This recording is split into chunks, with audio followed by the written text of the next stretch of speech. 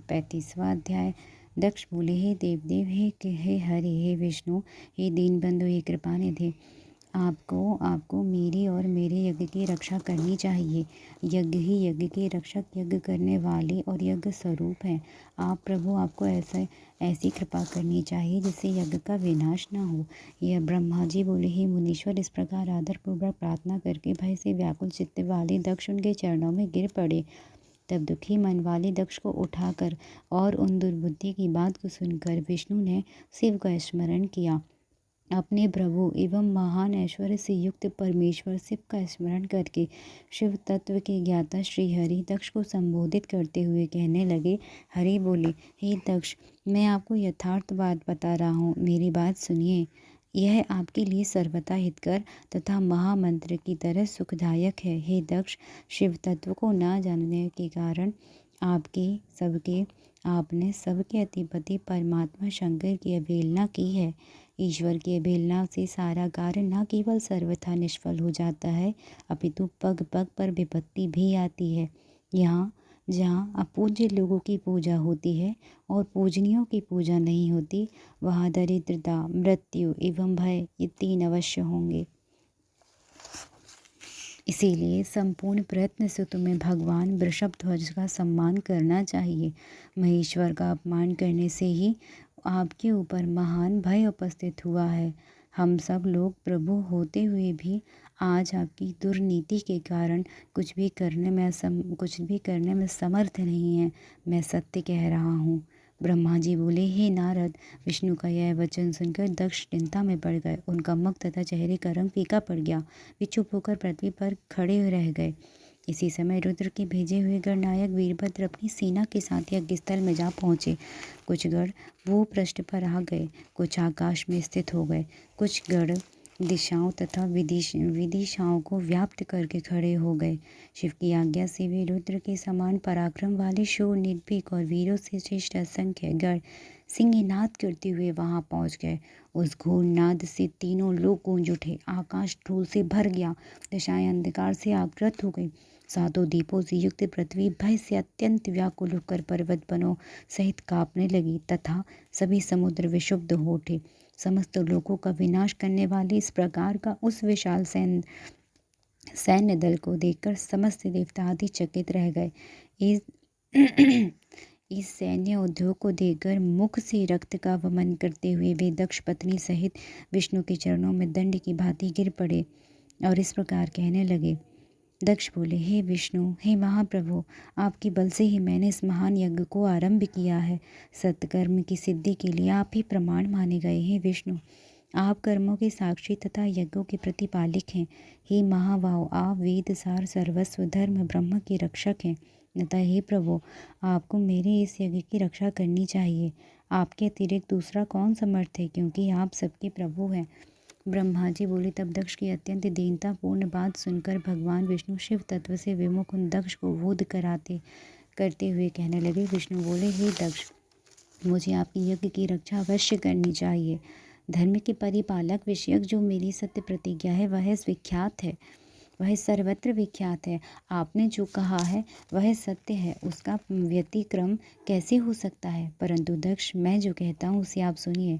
आप इस समय क्रूरतापूर्ण बुद्धि को त्याग दीजिए। हे दक्ष, देवताओं के चित्र नैमिषारण्य में जो अद्भुत घटना घटित हुई थी, क्या उसका स्मरण आपको नहीं हो रहा है? आप कुबुद्धि के कारण उसे भूल गए। रुद्र के कोप से आपकी रक्षा करने में यहाँ कौन समर्थ है? हे दक्ष, आपकी रक्षा किसको भी मत नहीं है, परंतु जो आपकी रक्षा करने को उद्यत होता है वह दुर्बुद्धि है। हे दुर्मते, क्या कर्म है और क्या अकर्म है, इसे आप नहीं समझ पा रहे हैं। केवल कर्म ही सब कुछ करने में सर्वथा समर्थ नहीं हो सकता। जिसके सहयोग से कर्म में कुछ करने का सामर्थ्य आता है, उसी को आप स्वकर्म समझिए। भगवान शिव के बिना दूसरा कोई कर्म में कल्याण करने की शक्ति देने वाला नहीं है। जो शांत होकर ईश्वर में मन लगाकर भक्तिपूर्वक कार्य करता है, उसी को भगवान शिव उस कर्म का फल देते हैं। जो मनुष्य केवल ज्ञान का सहारा लेकर अनीश्वरवादी हो जाते हैं, वे 100 करोड़ कल्पों तक नरक में पड़े रहते हैं। केवल कर्म परायण रहने वाले लोग प्रत्येक जन्म में कर्ममय पाशों से बंधते हैं और नरकों की यातना भोगते हैं। ये रुद्रगण के स्वामी शत्रुमर्दन तथा रुद्र की क्रोधाग्नि से उत्पन्न वीरभद्र यज्ञ भूमि में आ गए हैं। ये हम लोगों के विनाश के लिए आए हैं, इसमें संशय नहीं है। चाहे कुछ भी हो, वास्तव में इनके लिए कुछ भी अशक्य नहीं है। महान सामर्थ्यशाली ये हम सबको अवश्य जलाकर ही शांत चित्त होंगे, इसमें संशय नहीं है। मैं भ्रम से महादेव जी की शपथ का उल्लंघन करके जो यहाँ रुक गया, उसके कारण आपके साथ मुझे भी दुख सहना पड़ेगा। हे दक्ष, आज मुझ में इनको रोक सकने की शक्ति नहीं है, क्योंकि शपथ का उल्लंघन करने से मैं शिवद्रोही हो गया हूँ। भगवान शिव से द्रोह करने वाला मैं त्रिकाल में भी का सुख नहीं मिलता, त्रिकाल में भी सुख नहीं मिलता। अतः आज आपके साथ मुझे भी अवश्य दुख प्राप्त हुआ है। मेरा सुदर्शन नामक चित्र चक्र भी इन पर प्रभाव नहीं डाल पाएगा, क्योंकि ये शैव चक्र केवल शैवों का लय करने वाला है। वीरभद्र पर इस चक्र से प्रहार करते ही बिना उसका वध किए ही यह शैव चक्र शीघ्र ही शिव जी के पास चला जाएगा। यह शैव चक्र शिव की शपथ का उल्लंघन करने वाली मेरे पास मुझ पर सहसा बिना प्रहार किए हुए ही अब तक स्थित है। यही उनकी महान कृपा है। अब यह चक्र निश्चित रूप से मेरे पास नहीं रहेगा। अग्नि के लपटों से व्याप्त होकर इस समय शीघ्र ही चला जाएगा। हम लोगों के द्वारा शीघ्रता से आदर पूर्वक पूजा किए जाने पर भी महान क्रोध से भरे हुए वीरभद्र हमारी रक्षा नहीं करेंगे। हाय, यह बड़ा दुख की बात है कि असमय में ही हम लोगों के लिए प्रलय आ गया है। इस समय आपका और हमारा विनाश उपस्थित हो गया है। इस समय त्रिलोकी में हमारा रक्षा करने वाला कोई नहीं है। भला शंकर के द्रोही को शरण देने वाला संसार में कौन होगा? शरीर का नाश हो जाने पर भी शिवद्रोह के कारण उन्हें यम की यातनाएं प्राप्त होती हैं। बहुत दुख देने वाली उन यातनाओं का सहा नहीं जा सकता। शिवद्रोही को देखकर यमराज स्वयं दांत पीसते हुए संतप्त तैलपूर्ण कड़ाहों में डाल देते हैं। इसमें कोई संदेह नहीं है।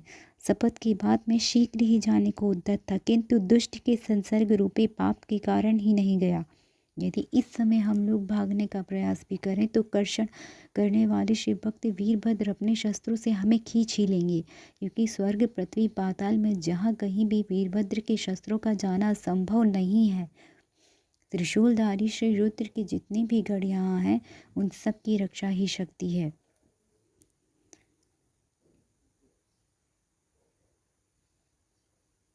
उन सब की ऐसी ही शक्ति है। पूर्व समय में काशी में काल भैरव ने अपने नख के अग्रभाग से लीला पूर्वक ब्रह्मा जी के 5वें सिर को काट दिया था।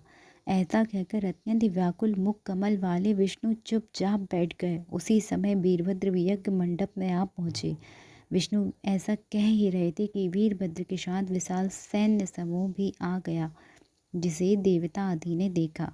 जय जय श्री शिव महापुराण 35वें अध्याय की जय हो। हर हर महादेव, हर हर महादेव, हर हर महादेव।